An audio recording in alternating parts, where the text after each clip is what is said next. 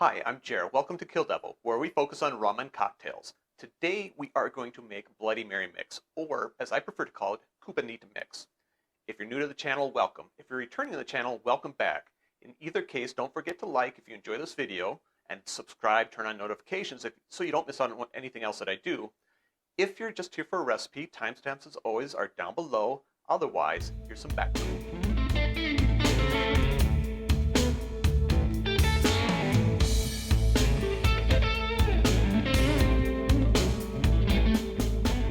There are only two required ingredients to make a Bloody Mary: vodka and tomato juice.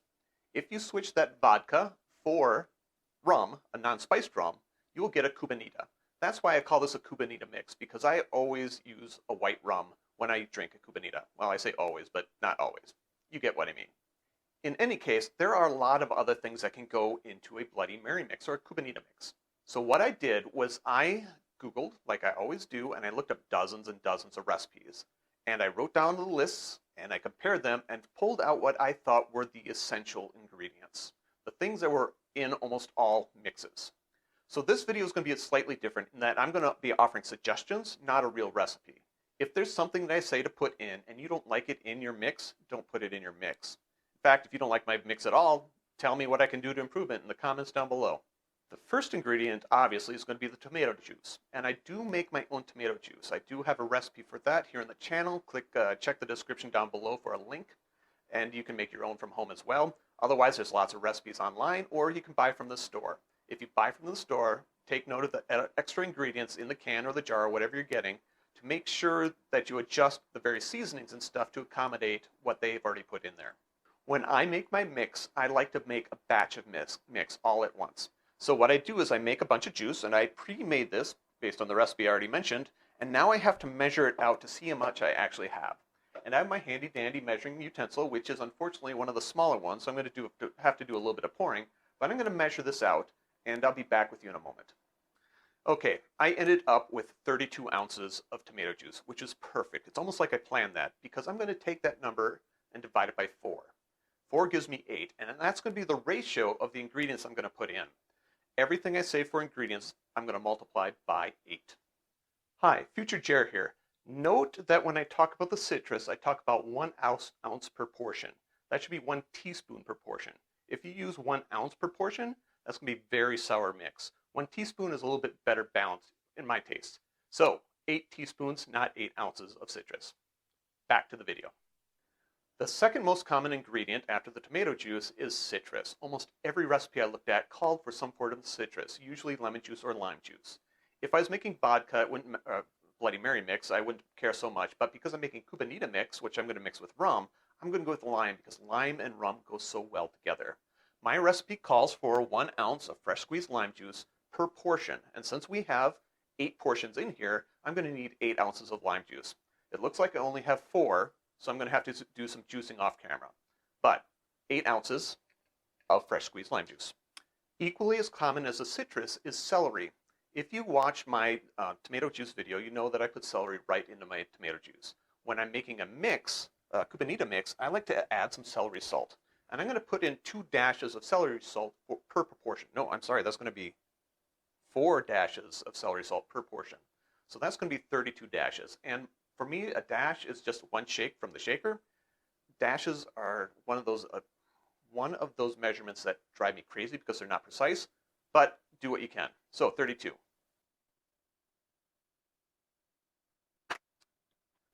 Next, salt and pepper. Black pepper in particular, I'm going to put in 32 dashes of that, so it's 4 dashes per portion. Salt is going to be 2 dashes per portion, so 16 dashes of that. If you want to do low sodium, feel free to cut back on the salt. So here we go.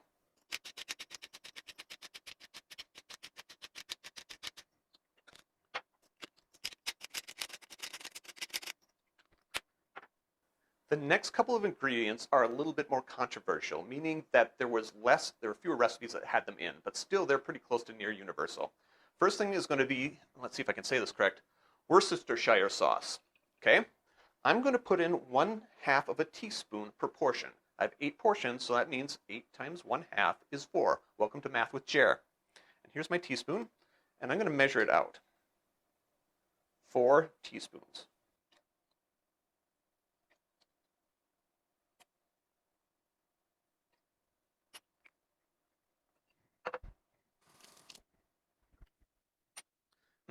All right, next, horseradish sauce. I would say about 75% of the recipes called for horseradish sauce. If you don't like horseradish, don't put it in. I love horseradish, so I am going to put it in. And I'm going to put in 1 teaspoon per portion. No, that's too much. I'm going to put in 1/4 teaspoon per portion. So that's going to be 2 teaspoons of horseradish sauce. Here we go.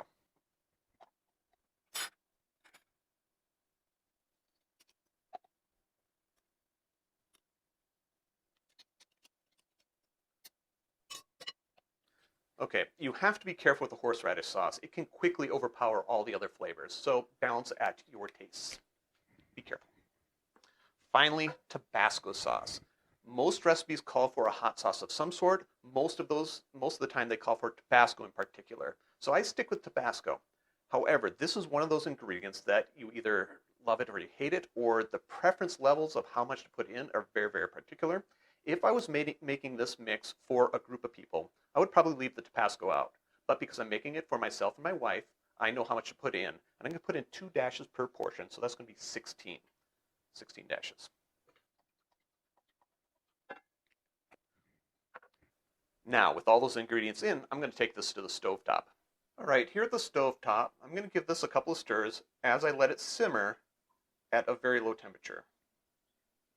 And I'm going to let it simmer for about 15 minutes. Okay, 15 minutes have passed, so I'm going to take it off the heat and let it cool to room temperature. Okay, final step, jarring and label. You can strain it as you jar if you'd like, but I like keeping the little floaty bits in there because it continues to provide flavor. But you do what you like. So, jar, funnel, wish me luck. See if we can do this without spilling.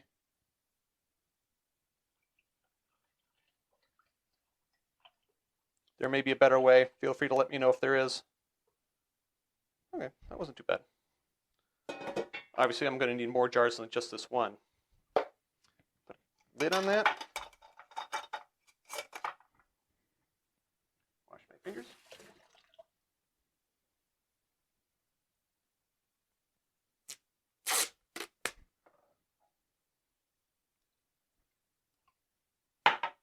So, Cubanita mix. 20 to 21. There you have it. Cubanita mix or Bloody Mary mix, depending on your preference. Enjoy.